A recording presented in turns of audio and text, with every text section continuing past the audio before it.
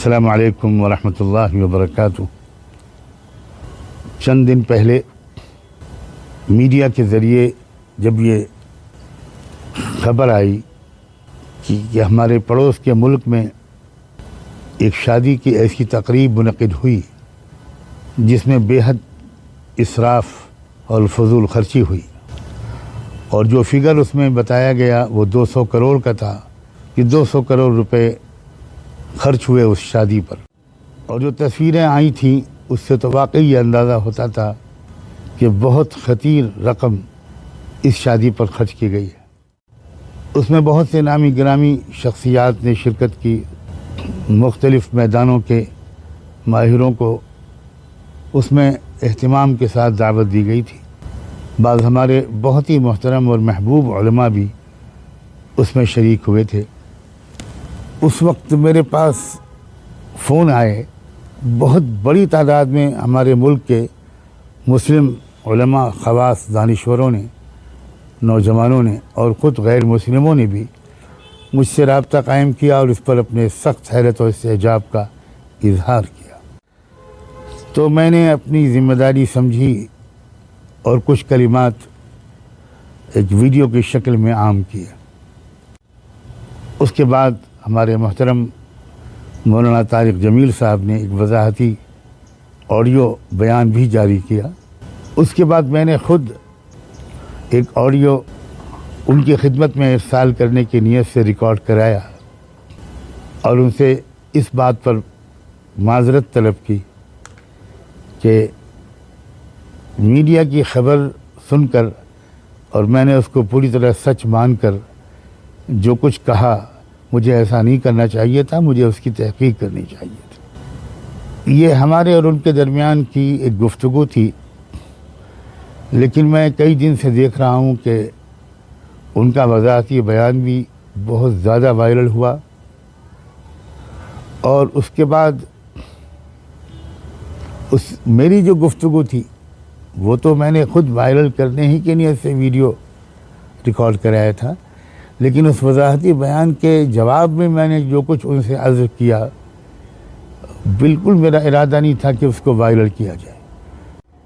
لیکن وہ بھی میں دیکھ رہا ہوں کہ بہت وائرل ہو رہا ہے اور لوگوں کے اس کے اوپر مختلف قسم کے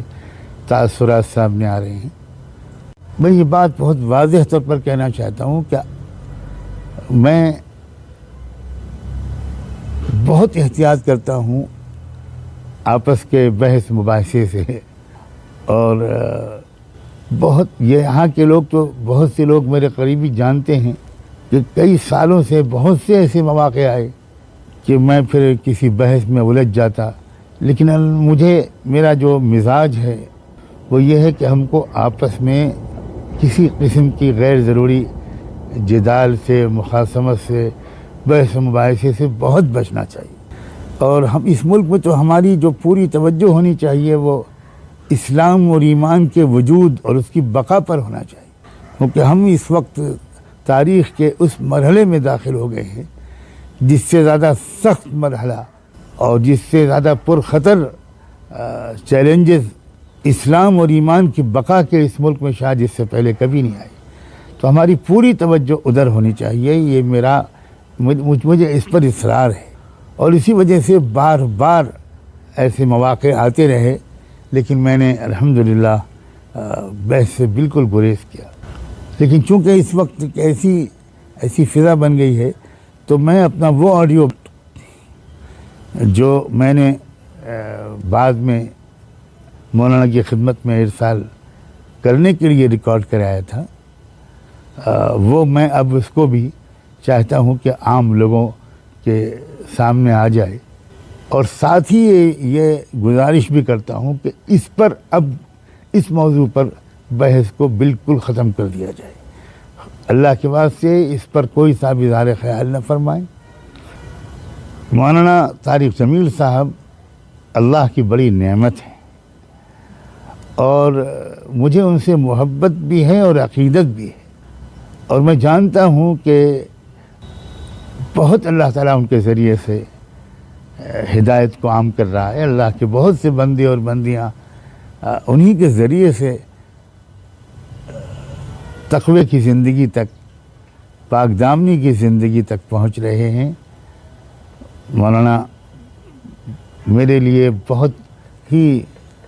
محترم ہیں، موقر ہیں، اور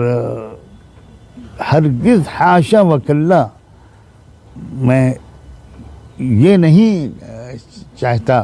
کہ کسی کے دل میں ان کے بارے میں سوء ظن پیدا ہو۔ لوگوں کے الگ الگ ذوق ہوتے ہیں، الگ الگ ترجیحات ہوتی ہیں، اور یہ فطری بات ہے۔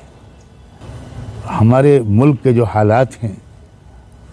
اور جو شاید پوری امت کے حالات ہیں، ان میں ہمیں کیا طرز اختیار کرنا چاہیے، تو بعض جزیات میں کسی کے رائے اور ذوق میں اختلاف ہو سکتا ہے، اس کو ہرگز آپسی اختلاف نہ سمجھا جائے، ہرگز نہ سمجھا جائے، اور اس نئی بحث کو نہ چھیڑا جائے، اور توجہ کو زیادہ اہم مسائل اور چیلنجز کی طرف مرکوز رہنے دیا جائے۔ کسی قیمت پر بھی اس چیلنج کے مقابلے سے جو ہمیں درپیش ہے، اپنی توجہ کو ہٹنے نہ دیا جائے۔ یہ میں گزارشات پیش کرتا ہوں، اور چاہتا ہوں کہ مثبت طریقے پر آپ میرا یہ آڈیو پیغام بھی سن لیں، اور میرے لیے اور مولانا محترم کے لیے اور پوری ملت کے لیے دعاؤں کا اہتمام فرمائیے۔ جزاکم اللہ تعالی۔ اللہ تعالیٰ آپ سب کو بہت سلامت رکھے۔ فی امان اللہ، وآخر دعوانا ان الحمد للہ رب العالمین۔